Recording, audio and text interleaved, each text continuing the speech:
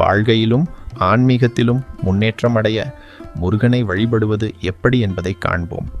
முருகன் அறம், பக்தி மற்றும் துணிச்சலின் தெய்வம். 6 முகம் கொண்டதால் 6 படை வீடு குறிக்கிறது. வேல் என்பது துன்பங்களை நீக்குபவையாக கருதப்படுகிறது. சூரியன் உதிக்கும் நேரத்தில் தூய இடத்தில் மந்திரங்கள் சொல்லி வழிபடுங்கள். ஓம் சரவணபவ மந்திரத்தை 108 முறை ஜபிக்கலாம். முருகனின் படத்தை அல்லது சிலையை கிழக்கு நோக்கி வைத்து பூஜை செய்யுங்கள். கந்த சஷ்டி கவசம் பாடலாம். அருகம்புல், பன்னீர், சாந்தனக்காப்பு கொண்டு பூஜை செய்யலாம். வாழைப்பழம், தேங்காய் போன்றதை நிவேதனம் செய்யவும்.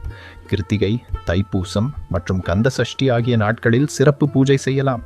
இந்த நாட்களில் விரதம் இருந்தால் மனநிறைவு அடையலாம். கந்த சஷ்டி கவசம், சுப்பிரமணிய புஜங்கம் போன்ற பாடல்களை பாடவும். இதை கேட்டால் மனதில் அமைதி ஏற்படும். முருகனை உண்மையான மனதுடன் வழிபட்டால் துணிவு, ஆரோக்கியம், வாழ்க்கை அமைதி கிடைக்கும்.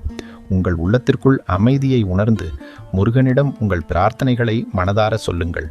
முருகனின் அருள் கிடைத்தால் வாழ்க்கையில் எந்த பிரச்சனையும் தீர்க்கப்படும். இந்த வழிபாட்டு முறைகளை பின்பற்றுங்கள்.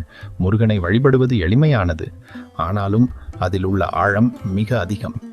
முருகன் அருளால் உங்கள் வாழ்க்கையில் முன்னேற்றம் பெறுங்கள்.